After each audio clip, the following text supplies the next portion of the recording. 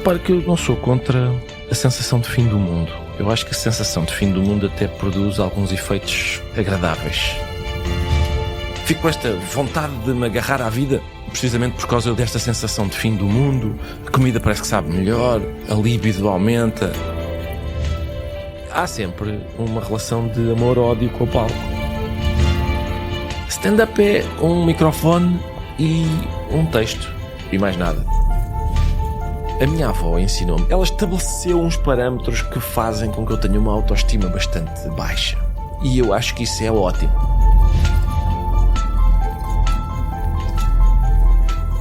Viva, eu sou Ana Sá Lopes e este é o Que Fazer Quando Tudo Arde, um podcast sobre os dias que correm. Tenho comigo Ricardo Araújo Pereira, humorista, cronista, comentador político, escritor. Olá, Ricardo. Olá, como vai? Viva. Ricardo, Donald Trump disse para estes dias que ia continuar a bombardear o Irão por divertimento, ou for fun, foi a expressão usada. Nós julgávamos que parece que ninguém ligou muito a isto, não vi grandes reações na Europa, nem em lado nenhum, tirando umas coisas nas redes sociais. Julgávamos que o divertimento era coisa de humorista, mas parece que isto está estendido. Sim, pois está. E está estendido de um modo... Repara, uma coisa desse tipo não costumava ser frequente num estadista, não é? Dizer eu vou continuar a bombardear este país for fun, por diversão, é provavelmente uma das razões que o tornam incaricaturável, no sentido em que ele já é uma caricatura de tal modo grotesca que qualquer deformação que a gente tente falha. Quer dizer, falha perante o original. Normalmente o que nós fazemos, como diz um amigo meu que tem a mesma profissão que eu, nós costumamos, estamos habituados a ser o mau aluno, o cábula. Nós estamos na última fila a mandar bocas. O estadista é o professor, ou é o melhor aluno, ou é... Esse tipo de intervenção coloca-o na última fila connosco. Mas de uma forma grotesca, justamente porque ele não está a brincar. Sim, não está a brincar e não está a magoar com palavras, o Ricardo fala muito disso, e está a tirar bombas para cima de um país, não é? Sim. Nós já podemos falar em loucura de Trump. É que o Francis Fukuyama, que é um autor, o famoso autor da história que ia acabar, ou do fim da história, melhor dizendo, disse agora, à conta disto, que Trump parece que temos o país mais poderoso do mundo, governado por um rapaz de 10 anos. É isso. Ele parece ser, eu estava a escrever sobre isso no outro dia, ele tem elementos de infantilidade e de embriaguez. Portanto, parece que estamos a lidar com uma criança bêbada, que é uma ideia muito perturbadora, uma criança estar bêbada. E isso torna-o difícil lidar com ele. A questão é, às vezes, por exemplo, ele tem alguns dos indícios de infantilidade, são aquele vocabulário tremendista, o maior de sempre. Eles são todos mentirosos. Muita gente diz que eu sou aqueles argumentos pueris de autoridade do género, toda a gente sabe que, ou muita gente me diz que eu sou o maior. E isso é difícil, eu acho que é difícil de contrariar no mesmo sentido em que é difícil de contrariar uma criança. Quando a criança pergunta porque é que o Pai Natal ainda não chegou, nós não discutimos racionalmente com a criança, não é? Não dizemos, olha, o Pai Natal não existe, na verdade, os presentes são... Nós dizemos, bom, ele está de facto a conduzir o seu trenó voador, mas está a passar em algumas outras casas de crianças antes de chegar à nossa. Talvez esse seja o modelo para reagir a Donald Trump, no sentido em que, por exemplo, quando ele diz os imigrantes estão a comer cães, animais de estimação, em Springfield, Ohio, os jornalistas tentaram a abordagem racional, que é, não existe nenhuma prova de que haja de facto imigrantes a comer animais de estimação nessa cidade. Eu acho que era mais vantajoso dizer, sim, não há dúvida de que eles comem animais de estimação no Ohio, mas só quando o animal de estimação é um dragão. E fornecer receitas de chanfana de dragão e de arroz de dragão. Isso baralha a criança, porque lhe indica que nós temos uma capacidade de fabulação superior à dela, o que perturba e transforma uma coisa má numa coisa boa. Talvez, repare, posso estar enganado, mas talvez o mundo devesse reagir dessa maneira. Eu até tive uma ideia para... Quando ele quer, aquelas coisas que ele queria, do género de renomear o Golfo do México, tomar a posse do Canal do Panamá, a minha proposta era nós dizermos, às vezes é preciso fazer a vontade à criança bêbada, não é? E era nós dizermos, sim senhor, o Canal do Panamá, vamos renomeá-lo em tua homenagem. vai passar a chamar-se Canal do Suez, mas com O. Ficava o Canal do Suez. Eu acho que ele ia gostar. É que nota-se em todos os dirigentes europeus e não só uma dificuldade enorme em lidar com Trump. É impossível, sim. Ou seja, não é apenas errático. Por exemplo, a questão das tarifas. Agora aplico, agora deixo de aplicar, agora passam para 200, agora passam para 10. É impossível lidar com uma coisa desse tipo. E fazer planos a propósito disso parece-me também... Lá está, ou adotamos aquela estratégia em que dizemos, ok, faltam 3 anos, vamos alinhar nisto. Ou então, como foi o caso, por exemplo, quando ele veio dizer, a partir de agora 5% de despesa para a defesa. E nós dissemos, sim senhor. Nós em Portugal dissemos sim senhor de uma forma portuguesa, que é, com certeza, e, por exemplo, quando construirmos hospitais, isso conta para a despesa. Porque os soldados feridos podem ser assistidos nos hospitais. Arranjamos maneira de... Os aviões para os incêndios são despesa de defesa, porque os aviões contam como... É uma maneira portuguesa de contornar esse tipo de obrigação. Mas ele nunca disse que contas é que levaram ao número 5% em despesa. Aliás, na guerra com o Irão está-se a perceber, todos os dias há uma justificação diferente, de mudar do regime, passou para já estar derrotado, passou... A guerra já está ganha, embora ainda esteja a decorrer. E agora, recentemente também... Mas preciso de ajuda para o Estreito de Hormuz. Eu preciso de ajuda para o Estreito de Hormuz, senão a NATO acaba, não foi na acaba, mas fica muito mal de quem andou a atacar a NATO, aliás... Acho que foi a primeira-ministra da Dinamarca que disse por estes dias mesmo que o Trump já não era um aliado. Exato. Pronto. Sim, já não o tratamos como um aliado. Não tratamos como um aliado. Isto quer dizer, para quem viveu nos anos 90, no sentido, não é viveu, acordou para o mundo nos anos 90, onde, enfim, tinha caído o muro de Berlim, parecia que íamos estar na... Claro que depois houve as guerras do Irão e do Afeganistão, onde ninguém aprendeu nada, aparentemente. Agora não há uma sensação de que estamos mesmo num mundo de doidos. Sim. Eu não quero estar a ser tremendista, porque o século XX foi tão dramático que às vezes é difícil conseguir chegar lá, mas estamos a ver o que se passa em Gaza. Neste momento é duvidoso que quem pense por Trump, naquela cabeça está de facto Netanyahu, que não é uma criança de 10 anos. Provavelmente estará. O regime do direito internacional foi muitas vezes violado, não é a primeira vez, mas... Ou seja, há algumas coisas que tínhamos como certas desapareceram. Ou foram com a água do banho, ou com o bebê, ou como se costuma dizer. Isso não dá uma certa insegurança? Sim, eu reparo que eu não sou contra a sensação de fim do mundo. Eu acho que a sensação de fim do mundo até produz alguns efeitos agradáveis. Uma pessoa fica com outra alegria de viver, começa a dar... No outro dia ocorreu-me... Eu não sei o nome das plantas. O Bagão Félix sabe muito de botânica. Sabe o nome das árvores todas e tal. Eu sou um palermo, não sei nada. Fico com esta vontade de me agarrar à vida, precisamente por causa desta sensação de fim do mundo. A comida parece que sabe melhor, a libido aumenta. Há aspectos positivos nisto. A guerra tem essa vantagem. E eu acho que estamos a chegar àquela fase do Dr. Strangelove. Como é que se chama aquele secretário americano que exige soldados fortes e do ginásio, e ele próprio parece um G.I. Joe. Ele parece aquela personagem que no filme do Kubrick se monta em cima do míssil e vai urrando por ali abaixo. Mesmo a ideia de... Há dias nós fizemos no nosso programa uma coisa sobre uma série de portugueses que ou viviam no Dubai ou estavam a regressar do Dubai.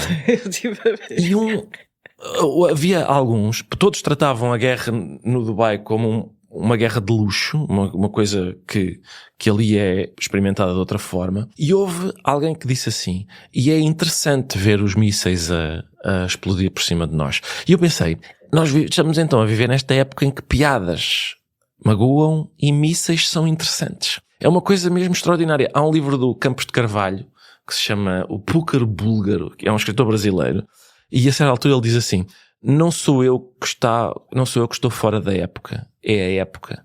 E é o que eu sinto também. Lamento, mas não sou eu. Não sou eu. Isto é de facto, isto é insanidade. Não...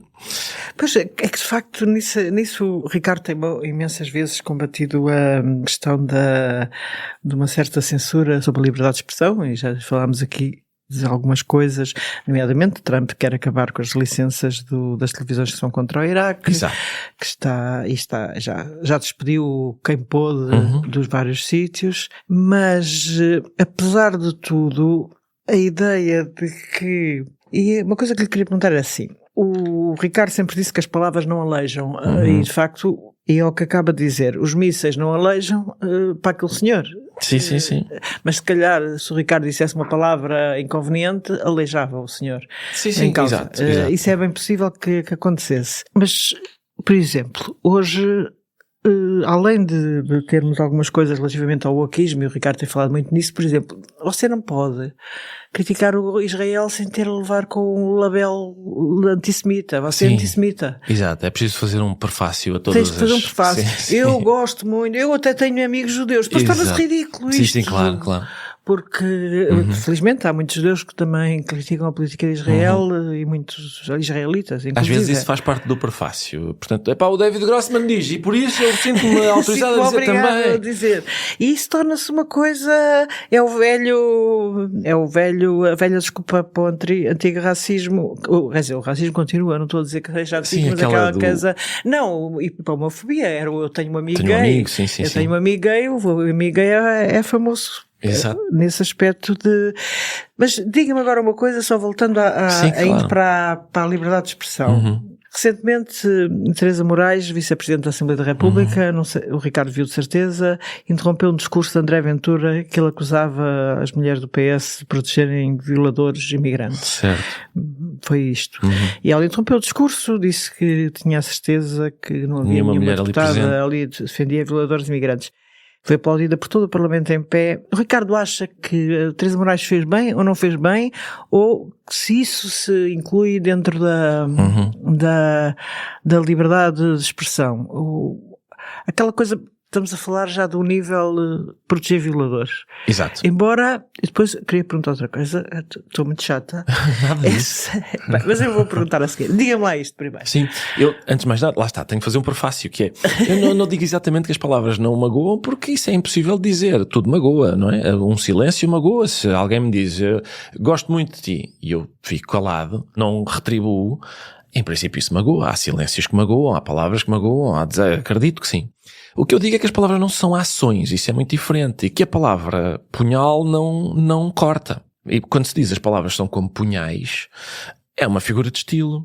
É curioso que, por exemplo, em 2020, na revista Harper's, houve um conjunto de personalidades, do qual faziam parte Noam Chomsky, Margaret Atwood, Salman Rushdie, uma série de gente, que se queixava de limitações à liberdade de expressão, intolerância de ambos os lados do espectro político, diziam eles. 3 dias depois surgiu a resposta de um dos lados do espectro político. E essa resposta dizia que eles eram todos heterossexuais brancos cis e que raras vezes tinham dificuldade em lidar com críticas incómodas e nunca tinham experimentado verdadeiro transtorno, além de diziam qualquer coisa parecida com um embaraço momentâneo. 2 anos depois, 2 anos depois, um dos subscritores, que era o Salman Rushdie, levou 17 facadas e teve que lidar com o incómodo momentâneo de ficar privado de um olho e do uso de uma das mãos. E, portanto, isso, juntamente com várias outras coisas, quando eu digo Salman Rushdie, parece que estou a dizer, bom, mas o Salman Rushdie foi atacado por alguém que estava motivado pela fátua e tal. Não é só daí que vem. Quando a fátua foi lançada, nos anos 80, no Ocidente houve muita gente que não só não condenou a fátua, como não apoiou o Salman Rushdie, antes pelo contrário. Por exemplo, o Roald Dahl, autor de livros infantis e dos contos do imprevisto e tal, não apoiou o Salman Rushdie, antes pelo contrário. Considerou um oportunista que só faltou dizer, não sei se não disse mesmo, pôs-se a jeito. A minissaia era demasiado curta. Muita gente no Ocidente fez isso. É curioso notar que agora, quando há uns zelotas a corrigir os livros do Roald Dahl para eles ficarem menos ofensivos, o Salman Rushdie saiu em defesa do Roald Dahl, apesar de ele já estar morto, o que é bonito. Mas Portanto, dito isso, a sua pergunta era sobre a Assembleia da República. Era sobre a Assembleia da República, sobre que sim, a liberdade, no fundo é uma velha história que nós jornalistas temos em cima sempre. Eu já fui condenada por liberdade de expressão. E acho isso lamentável. Foi uma estupidez. Exato. Enfim, da justiça portuguesa, obviamente. Também me parece. Mas a Ana não recorreu para o... Não, porque foi burra. Devia ter tratado. Sim, no outro dia estava a falar com uma pessoa que também foi condenada e não recorreu para o Tribunal Europeu e eu achei que isso era um desserviço, não é? Porque... É um desserviço, eu tenho noção disso, mas pronto, foi... Estava a dizer, se este limite se aceitar, quer dizer, aquilo é uma chungaria permanente no Parlamento, como o Ricardo muito bem desmonta no seu programa, e aliás, às vezes, a minha interrogação aqui é assim, às vezes... Como é que se combate melhor o Chega que se é o riso sem indignação? Certo, exatamente. Eu não sei. Eu também não, confesso. Eu sou do lado da indignação, o Ricardo é do lado do riso. O meu método é outro, sim. Mas eu também confesso que não sei. Eu tenho um objetivo e não é combater o Chega. O meu objetivo é fazer rir as pessoas. Rir as pessoas que sintonizam o canal naquela altura. Sem dúvida. E eu acho esse objetivo, não acho esse um objetivo menor. Eu também sou a favor de combater. Também sou a favor de combater o Chega. O que eu acho é o seguinte, eu diria que eu defendo o direito do André Ventura falar com a maior latitude possível. E portanto, naquele caso em que o Ventura disse que o aeroporto de Istambul foi construído de uma forma bastante rápida e o povo turco não é conhecido por ser muito trabalhador, e o Aguiar Branco disse que achava que ele tinha o direito de dizer aquilo, eu concordo com o Presidente da Assembleia da República. Eu acho que ele tem o direito de dizer aquilo e eu acho mais do que isso que eu tenho o direito de ouvir aquilo. Eu quero saber se alguém no Parlamento tem aquela opinião. Eu acho isso fundamental. Nós sabermos que alguém no Parlamento, em quem depois nós somos chamados a votar ou não, tem uma opinião desse tipo. A Alexandra Leitão teve uma opinião, mas pareceu-me que ela disse que achava que ele não deveria ter o direito de dizer aquilo. Depois, no programa que ela tem com o Pacheco Pereira, eu acho que ela já estava a corrigir o tiro. Seja como for, no Expresso ela escreveu um texto sobre, como é óbvio, o paradoxo da tolerância do Karl Popper. O problema do paradoxo da tolerância do Karl Popper é que a maior parte das pessoas que brandem esse argumento leram um meme, um boneco que anda na internet. E o boneco que anda na internet diz, e está a citar rigorosamente o pensamento do Karl Popper, diz: quando nós atribuímos aos intolerantes toda a tolerância, é esse o paradoxo da tolerância, os intolerantes usam essa tolerância para se assenhorearem das coisas. E o problema é que o Karl Popper exprime essa ideia numa nota de rodapé do seu livro A Sociedade Aberta e os Seus Inimigos. E a frase seguinte, que já não vem no meme, diz: não quero com isto dizer que devamos sempre suprimir o pensamento intolerante. Que é uma coisa bastante... Ele diz mesmo, suprimir o pensamento intolerante seria extremamente nocivo, estúpido até. O que ele diz, aquilo a que ele se está a referir é: quando os intolerantes exprimem filosofias intolerantes, nada contra. Quando os intolerantes substituem o debate pelo uso das armas, aí sim, é a isso que ele se está a referir. O recurso à violência por parte dos intolerantes, nós não podemos tolerar. Isso é muito diferente daquilo que o meme sugere. Acho que é meme que se chama aquilo, é um bonequinho, uma espécie de banda desenhada. O que o meme sugere é que nós não devemos tolerar o discurso intolerante. Não é isso que o Karl Popper diz. Ele diz o contrário. Ele diz que essa ideia de não tolerar o discurso intolerante é nociva. É nociva. É estúpida. E eu concordo. Eu acho que sim. Eu acho que aquelas palavras do André Ventura se devia ter contraposto a dos violadores não, aquela do turco não ser especialmente trabalhador. Podia ter sido, ele merece ser escarnecido por isso, merece dizer: pois, Sr. Deputado, a senhora tem as mãos tão calejadas, é uma pessoa tão conhecida pelo seu trabalho árduo, é a pessoa indicada para fazer a hierarquia dos povos mais e menos trabalhadores. Ou, enfim, por exemplo, dizer-lhe que a Alemanha tem bastante sucesso e isso se deve em grande medida aos imigrantes turcos que foram para lá trabalhar. Tudo isso seria melhor do que fazer queixinhas ao Presidente da República e dizer: eu acho que este menino não devia poder dizer o que disse. Pois, eu na altura estive contra parte da minha família porque achei que, que a Alexandra Leitão tinha toda a razão. Mas como a minha dúvida, mas obviamente todos os dias ponho dúvidas ao que digo e ao que penso, é que de facto se não é mais eficaz o riso e o gozo, onde o Ricardo, eu sei que não faz isso com o seu objetivo de rir e não por razões políticas, mas agora, falando politicamente, o riso e o gozo podem ser muito mais efetivos, se calhar, do que de facto a indignação. Sem dúvida. É capaz de ter razão. Eu acho que tem razão. Porque se calhar se houvesse ali alguém, como aliás fez aquele...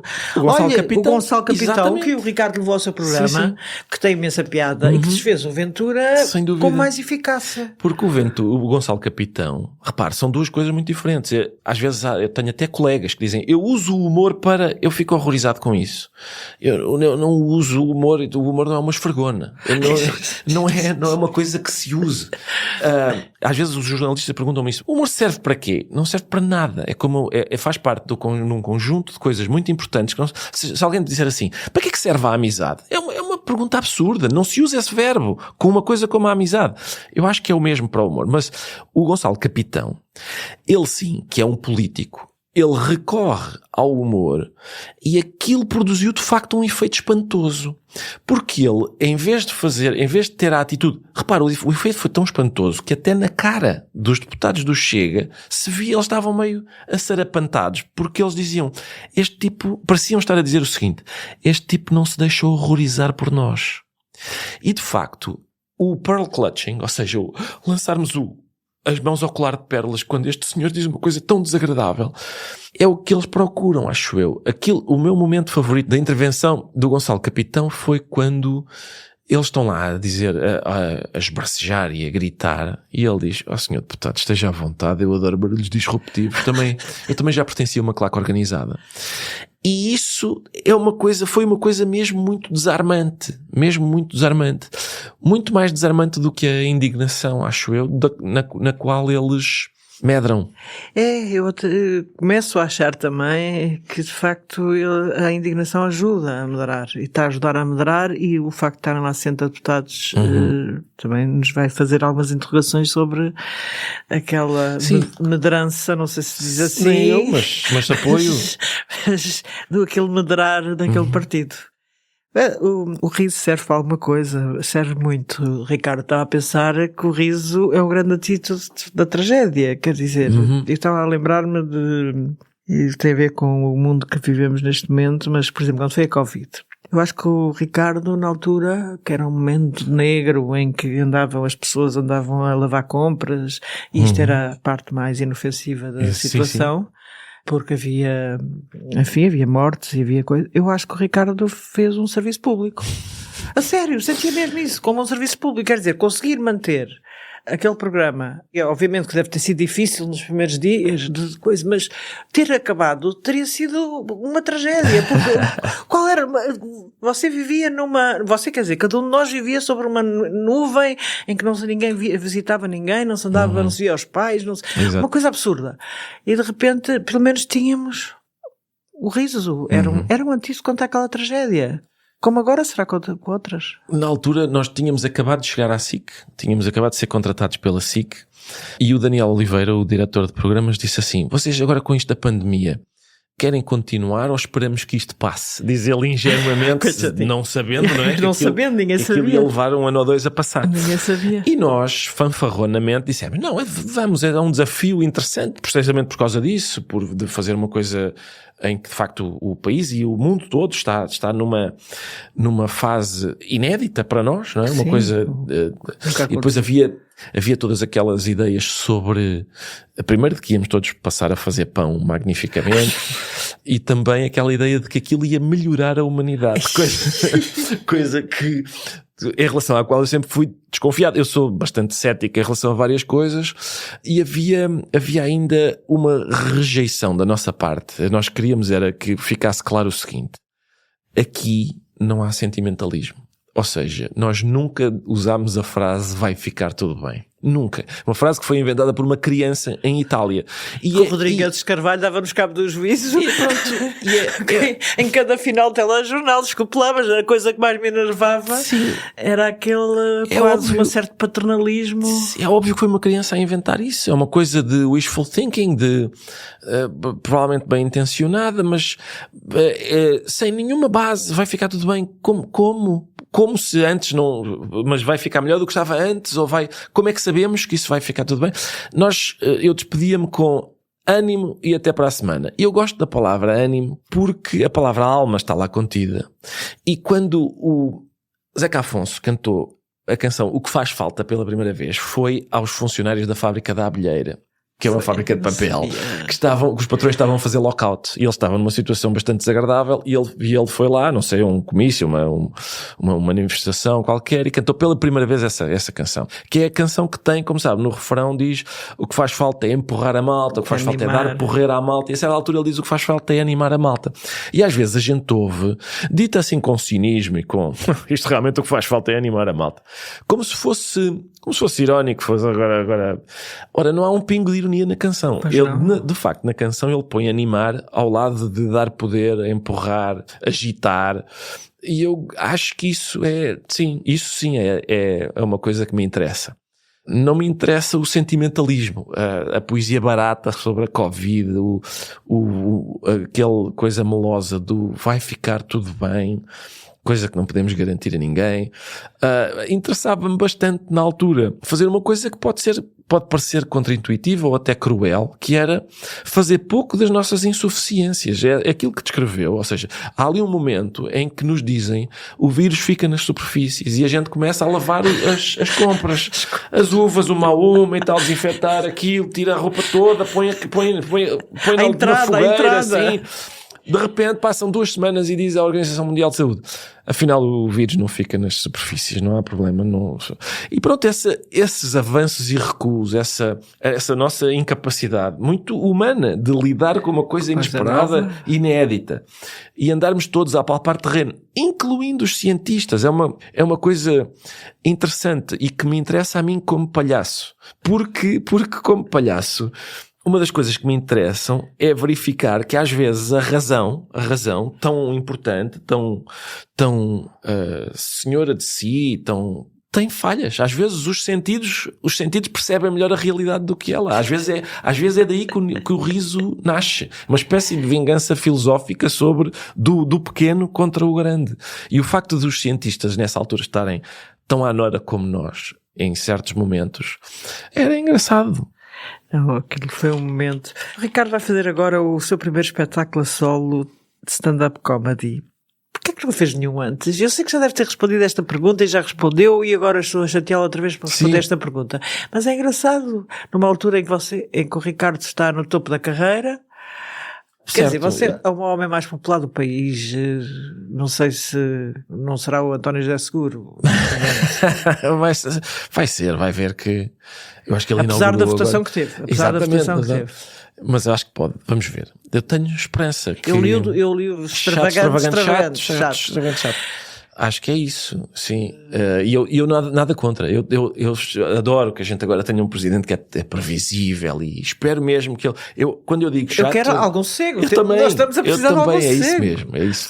Mas para responder à sua pergunta, repare, isto é o meu trabalho. O que é estranho é eu nunca ter feito isto assim. E o que é que lhe deu? Não, repare, ainda agora estávamos a falar sobre isso. Eu não nasci para isto, sabe? Onde eu me sinto confortável é em casa escrever o texto, ou com os meus amigos a escrever o texto no domingo, desde manhã até à noite, quando ninguém nos está a ver, em que vale tudo, valem todos os raciocínios, por mais experimentais que sejam, por mais desrespeitosos que sejam. E depois, quando esse ato de compor o texto meticulosamente é o que eu entendo como o meu trabalho. Ir apresentar o programa a seguir, eu já estou de férias. O ato de apresentar o programa para mim já é Já é uma coisa que eu gosto de fazer, não há dúvida. Divirto-me, por exemplo, antes das câmaras se ligarem, falo com o público, agradeço-lhes que tenham ido, eles já não pagam a ninguém, dá-me jeito estabelecer uma relação com eles, porque isso facilita depois a minha tarefa. Fico aborrecido quando não tenho tempo para fazer isso, quando nos atrasamos a acabar o guião. Mas eu não nasci para o palco. É uma coisa que eu faço sem... Mas isso ninguém diria, realmente. Pois, mas sim, mas é isso. E agora, eu fiz stand-up, que é uma modalidade bastante... Os malucos do riso, eu lembro-me. Chamava-se Levanta-te e ri, na verdade. Levanta-te e ri, desculpa lá, enganei-me. Não faz mal. Era Levanta-te e ri. Mas então, foi a primeira vez que eu vi. Exatamente. E tenho feito, às vezes no Brasil, fui convidado lá para um festival que há no Brasil, um festival que a primeira vez que eu fui, eles disseram que era o maior da América Latina. Na segunda, era o maior do Hemisfério Sul. E já não me lembro se fui a terceira vez, mas tenho a certeza que neste momento é o maior do planeta. Não, acho que entretanto acabou, provavelmente porque era o maior intergaláctico. Mas os brasileiros têm essa capacidade, não é? Eles são muito maiores do que nós. São muito melhores. E, portanto, tenho feito algumas experiências. Depois, quando foram os incêndios em 2018, acho eu, fiz uma série de espetáculos ali nas zonas afetadas. E há sempre uma relação de amor-ódio com o palco. Eu gosto daquilo, mas também tenho muito receio daquilo. Justamente por isso, porque aquilo a que eu me refiro, eu acho que assim percebe melhor. O João Baião nasceu para aquilo. Para estar em cima do palco. Compreendo a diferença entre mim e o João Baião, não é? Compreendo. Acho que eu não preciso de... Não é, compreendo. Não é difícil. Mas o Ricardo tem uma coisa que eu às vezes já pensei, eu não o conheço muito bem, mas o Ricardo está ali um lado seu de alguma reserva. Não sei se é verdade. Sim. No meio das parvoices, para lhe usar o nome que o Ricardo dá, exato. no meio das parvoices, o Ricardo é um homem que ali com uma certa reserva, não é o João Baião, seguramente. Exatamente. Seguramente. Ou seja, é isso. É uma coisa muito diferente. E repara, quando se faz stand-up também, aquilo é uma modalidade bastante difícil, porque quando se faz sketch comedy é outra coisa, há uma contracena, há adereços, há um cenário. Quando se faz, sei lá, um programa de televisão, há várias outras coisas. Stand-up é um microfone e um texto, e mais nada. Sou eu contra um bicho que tem 5.000 cabeças, ou 10.000 cabeças, ou é um bicho assustador de 15.000 cabeças, no caso do Mel Arena, acho eu. E sou eu contra esse bicho. E esse... É um bocado São Jorge Dragão, não é? Exato, exatamente. E portanto, isso é aterrorizador ao mesmo tempo que é interessantíssimo. É muito interessante. Era inevitável, não é? Quando disse há pouco topo da carreira, sabe que eu sempre tive uma alergia a essa palavra e a olhar para isto como uma carreira. Isto são coisas que me foram acontecendo. É uma expressão valada, vem das empresas. Eu sei, não, mas vem também do meio artístico, não, e as pessoas usam isso. Eu tenho sempre pudor de aplicá-la a mim, porque isto nunca... Foi sempre uma coisa meio... Se nós fizéssemos aqui uma série de sketches para a SIC Radical, olha, boa ideia, sim, vamos fazer isso, é divertido. E depois as coisas começaram a suceder-se. Eu acho que é mais parecido o Ricardo não planeou nada. Sim, é mais parecido com estarmos dentro de uma vez nós fomos fazer um sketch que se chamava Tsunami de Informáticos, que era, as pessoas estavam sossegadas na praia e de repente começavam a sair do mar dezenas de informáticos que iam chatear as pessoas sobre linguagens de programação. E eu, estupidamente, disse, eu sou um dos que vai para dentro da água. Então vestimos um fato de surf e depois por cima um fato e gravata e umas galochas. Assim que eu entro na água, as galochas instantaneamente pesam mais 40 quilos e empurram e puxam-me para baixo. Eu pensei, vai ser a morte mais estúpida de sempre para fazer um sketch que não tem assim tanta graça. Enfim, lá consegui sair, mas há ali uns momentos dentro da água em que eu estou a levar uns chapadões do mar e a virar-me ao contrário. E eu acho que esse é o emblema disto que a Ana chamou carreira, que é, eu andei a levar uns chapadões de uma força qualquer que mandou a empurrar e a fazer-me dar cambalhotas e tal, e eu fui andando, observando o que ia acontecendo. Foi isso. Não houve grandes planos, estratégias, coisas que... Eu às vezes vejo... Aliás, o Ricardo, quando foi para a comunicação social, até pensava em ir para o jornalismo. Sim, repare... Também era miúdo, tinha 18 anos. Era, mas eu fui sempre com outra perspectiva. Aliás, quando no final do curso, nós podíamos escolher estágios E a Católica, evidentemente, tinha um protocolo com a Renascença. Muitos dos meus colegas foram para a Rádio Renascença, para a RFM. Outros colegas meus vieram aqui para o Público, outros foram para o Expresso. Eu escolhi Jornal de Letras. Mais ninguém escolheu Jornal de Letras. Portanto, foi muito fácil para mim ficar com essa vaga. O José Carlos Vasconcelos recebeu-me com grande surpresa, né? Como calcula, vem aqui. Porquê? Mas era isso, sim, eu via-me a fazer. Adorei os meus tempos no JL, todas as pessoas que conheci lá e as coisas que fiz. Isso eu via-me a fazer. Temos que ir buscar as coisas que o Ricardo fez. Sim. Acredito. Sabe que engraçado. Dia... Mas teve lá muito tempo. É que eu tinha a ideia que o Ricardo tinha estado na TVI. Não, eu estive na TVI porque isso foi um prémio que eu ganhei. A meio do curso eu ganhei um prémio que consistia em fazer, já era um computador que na altura em que me deram já não se comercializava porque estava ultrapassado, e um estágio não remunerado na TVI, era isso. Isso foi durante o curso. Mas, no fim, sim, fiz essas coisas, tive para aí 1 ano, assim, 6 meses ou 1 ano no JL. Foi ótimo para mim. E no outro dia saiu um livro do António Boto, a obra completa do António Boto. Eu estava na livraria e comecei a folhear aquilo, e o prefácio era de Eduardo Pita. Eu estava a ler o prefácio de Eduardo Pita e de repente há 3 palavras que me saltam aos olhos porque me são muito familiares, que era o meu nome, estava lá. E eu fui ver o que é que o Eduardo Pita... E então era o Eduardo Pita a citar um texto que eu tinha escrito no JL. Dizia ele, conforme contou Ricardo Araújo Pereira no JL, antes de se tornar num ícone.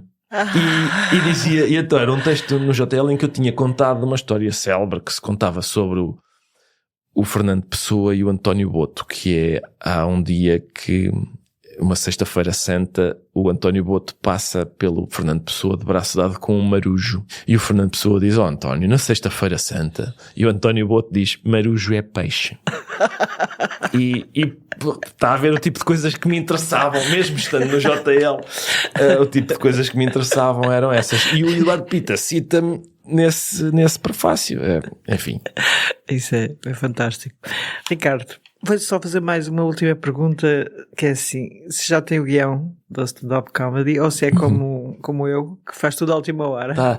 Ele está a ser dolorosamente composto, com muitas dúvidas existenciais, muito choro no ombro de colegas de profissão, alguns dos quais a Ana conhece. Desde nasceram alguns, sim, muita falta de confiança, muita... O Ricardo tem falta de confiança. Imensa. O Ricardo é uma pessoa insegura. Ana, a minha avó ensinou-me, e eu acho ótimo que ela me tenha ensinado isso. Ensinou-me, quer dizer, ela estabeleceu uns parâmetros que fazem com que eu tenha uma autoestima bastante baixa. E eu acho que isso é ótimo. Isso foi o segredo da minha vida, é esse. Tendo uma autoestima bastante baixa, tendo uma noção das minhas incapacidades e da minha insignificância, eu tenho que me esforçar mais. Tenho que batalhar, tenho que ir mais além. Isso foi ótimo para mim. Foi ótimo. Queres fazer o clube dos tipos das autoestimas baixas? Tem de ser. Porque isto, repara, estes meses... É que ninguém olha para si e diz que tem autoestima baixa. Que eu sou... A sério? A sério. Ouça, porque você tem um ar, quando todos os dias nos aparece no domingo na televisão, você é o maior. Eu tenho de simular confiança, sim. Eu acho que, por acaso eu devo dizer que, repare, por exemplo, o stand-up do Woody Allen, ele é titubeante de propósito. Ele é titubeante e tal. Mas há ali, apesar de tudo, eu acho que se pode argumentar que ele demonstra confiança. Eu acho que o público sente isso, cheira como, mais uma vez, como um animal fareja o medo.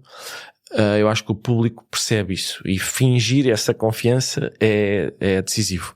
Por muito que haja vários modos de dominar um palco, por exemplo, no stand-up, não é? Há pessoas que são histriónicas, como o Robin Williams, e enchem o palco e não sei o quê. Há outras que são calmas e estão sossegadas no seu sítio e dizem só frases e fazem a gestão de silêncios. E ambas estão a dominar o palco maravilhosamente. Um método não é superior ao outro. É o método que melhor se afeiçoa à pessoa que está a fazê-lo. Mas sim, eu acho que eu recomendo autoestima baixa a toda a gente.